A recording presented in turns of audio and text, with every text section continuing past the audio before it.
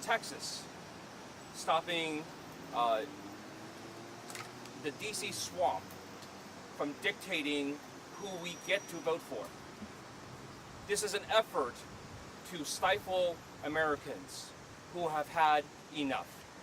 Because Republicans know that their agenda and what they have done is so unpopular with not just liberals or Democrats, but with all Americans.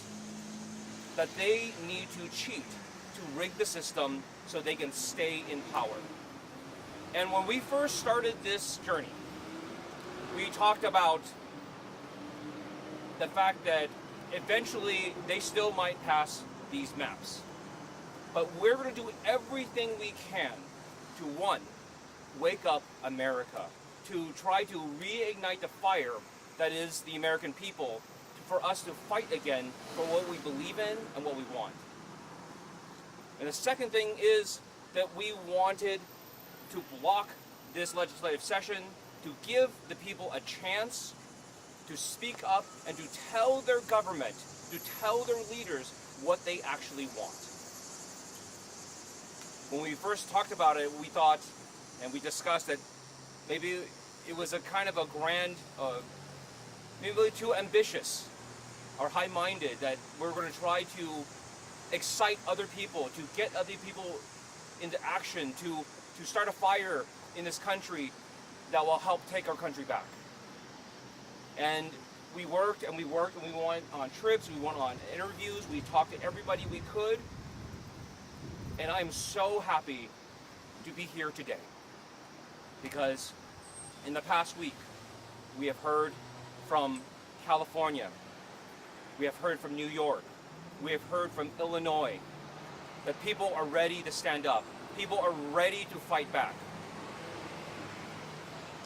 And now I want to bring up the people who will continue this fight, the people who have also caught fire, who are ready to take their country back, who are ready to take their state back. Because the same things are being proposed right here.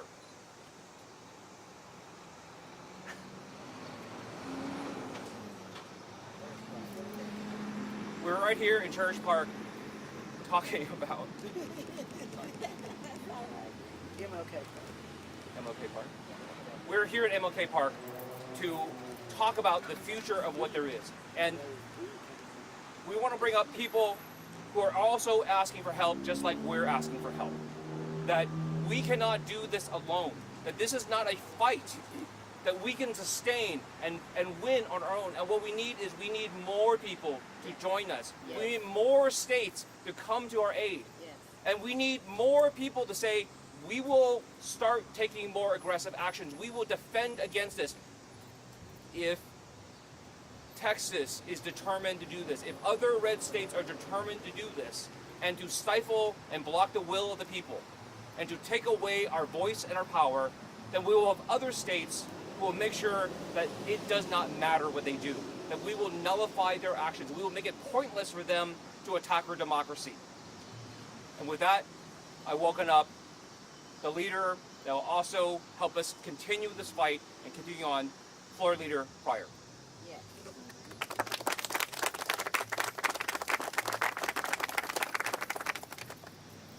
Hi everyone.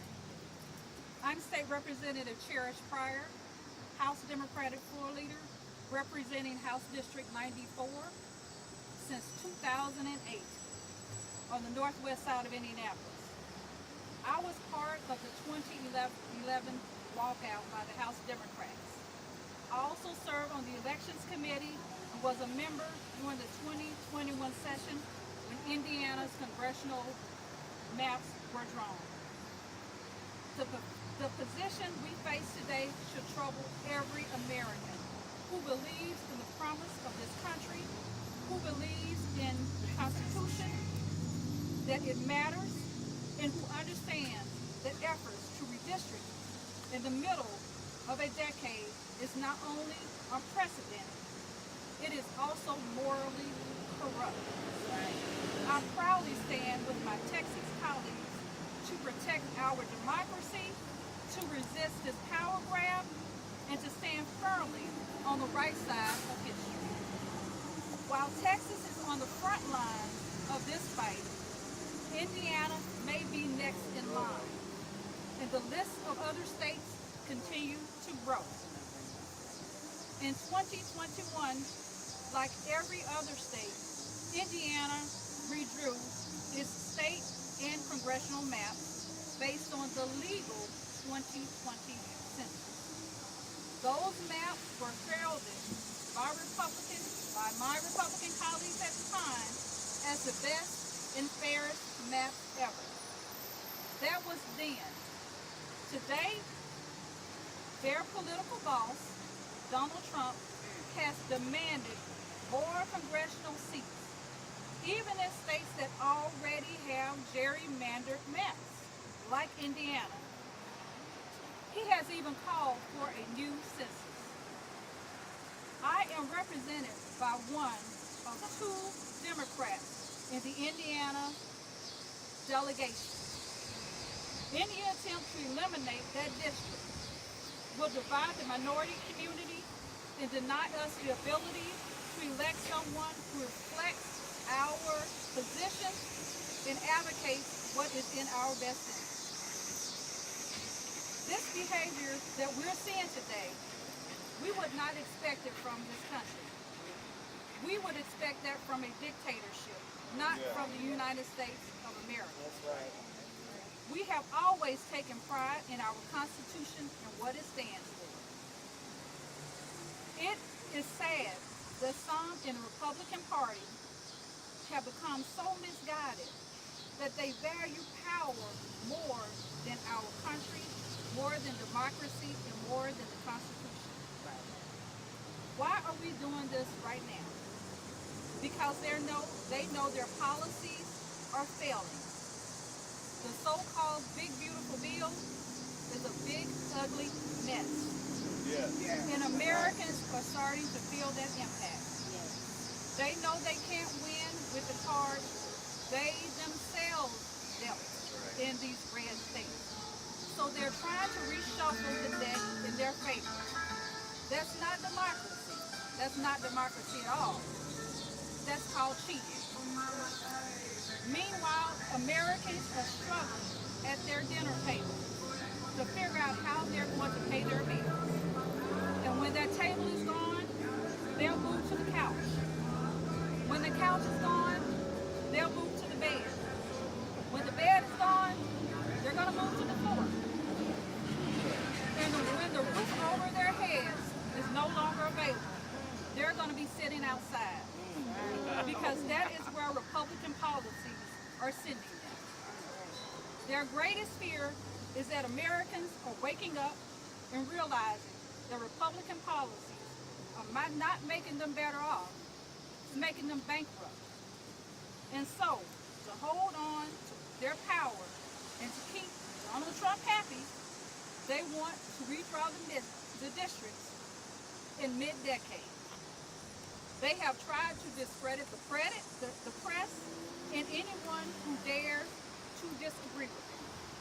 But Democrats will not stop fighting to preserve our democracy. Right.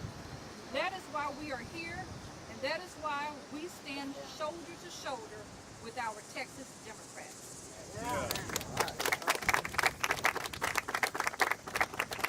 And now, I would like to bring up my colleague that came into the legislature with me, my colleague who stood firmly with the House Democrats when we stood up for labor unions.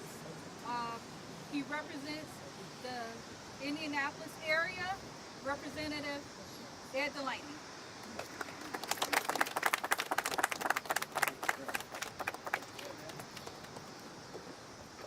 Hi there, I've been told to introduce myself. I'm Ed Delaney from House District 86, north side of Indianapolis. I'm a Democrat member of the Indiana House. And I want to talk to you about two people, one of whom we should glorify and one of whom we should condemn.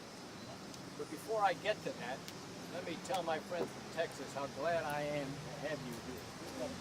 How much it pains me to have to remind you that you've been stuck with a national responsibility. you ran for a seat in the Texas House, and you end up having to go to Chicago to meet with a bunch of Hoosiers. But you're doing it to protect democracy. That's right. And we are beyond grateful for you. So we'll see you again, I hope. All right. I want to talk about a hero and a goat. The hero is a Republican, a guy named John McCain, who used a very interesting term. He said we need regular order. We do things the way the rules allow. We do things the way we've done them before, and we do them openly and honestly. That's regular order. This is completely rejected by these people. All right, I'll give you an example of the guy who's not a hero. It is J.D. Vance. In my view, and I'm being serious about this, the man is engaged in congressional level shoplifting. Can I say that again? That's what he's doing. Let me explain what I mean. And the boys will know it, and the girls will know it from different contexts.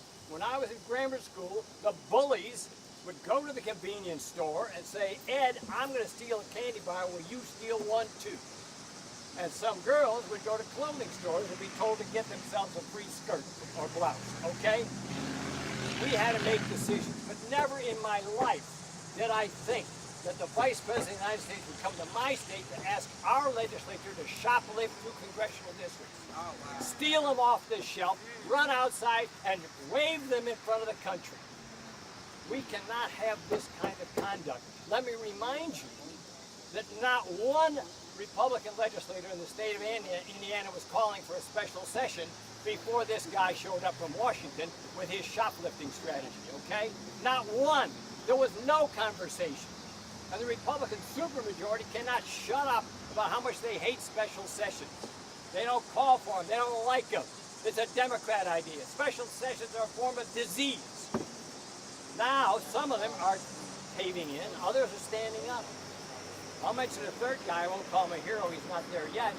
But the immediate past Republican speaker, a guy named Brian Bosma, he believed in regular order. He believed that the institution of the House had to be respected, and it could only be respected if the members respected each other and respected themselves. That's what's at risk, is the mutual respect of the legislature of our state and of Texas and of other states. I don't want to play this game of, ritual gerrymandering. And by the way, if these idiots get their wishes, what happens if they lose one of those 5 congressional races? Oh my God, let's have another redistricting next year. This has got to be put to a stop.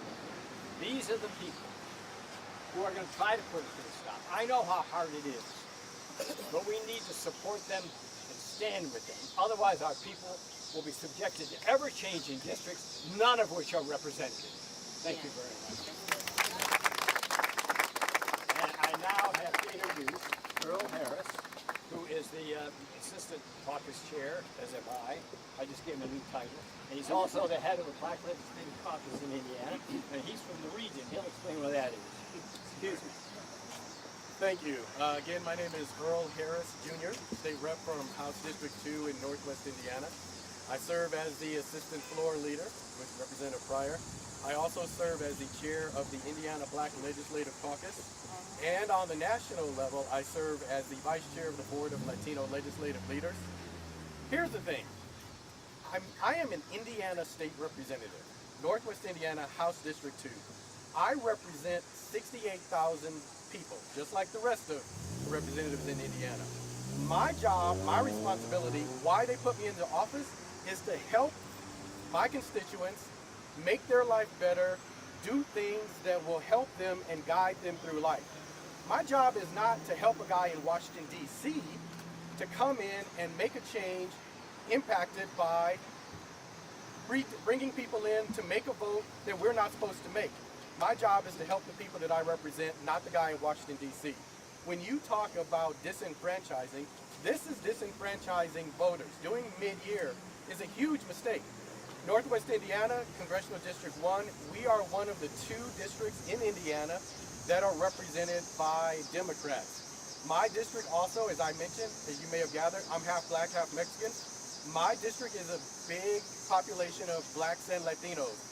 Why are we disenfranchising the voters of black and brown people who chose the person we want to represent us? So we need to stand here and fight and be here in this fight. The other thing I want to bring up before I close is we are talking about and looking at on the national level and with us on the state level, insurance for people getting cut because of money. Money that goes to feed children getting cut because the funds aren't there. Teachers not getting paid the way they are. There's a long list of things that money is not there for, but now there's talk of bringing us back, which will cost hundreds of thousands of dollars to pay for a special session. Someone please explain to me how that makes sense. So I'm glad to stand here with people from Texas. I'm glad to stand here in Illinois because the other reality to this is Texas is here not only fighting for Texas, they're fighting for Indiana, they're fighting for Illinois, they're fighting for states all over this country. And it is important that we, representatives from the state of Indiana, show up and show them that we have their back. I want to thank you for your time. We're not going to answer questions, but we will be around to talk to you as individuals. Thank you, everybody. We appreciate it.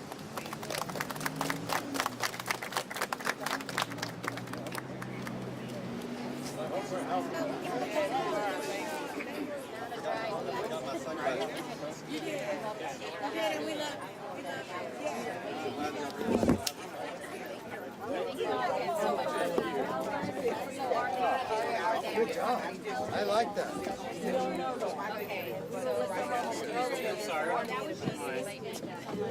Vance was here end of last week. I don't know, our weeks are like telling you, that's our real So who are you looking for? somebody from Texas. I'm from Texas. I'm from Houston. Okay. Representative Epstein, I'm Emily. I'm John Rosenthal. Hi. Houston area, right? Yeah. Yeah. We good? Okay, spell first and last name just so I have it. John, Jon, Rosenthal, Rosenthal. And what's your district? I'm House District 135, which is Northwest Houston. I'm also the ranking Democrat on the redistricting committee. So, sir, this is what, week 2 for you guys being here? Yes, I think so. The days are kind of running together.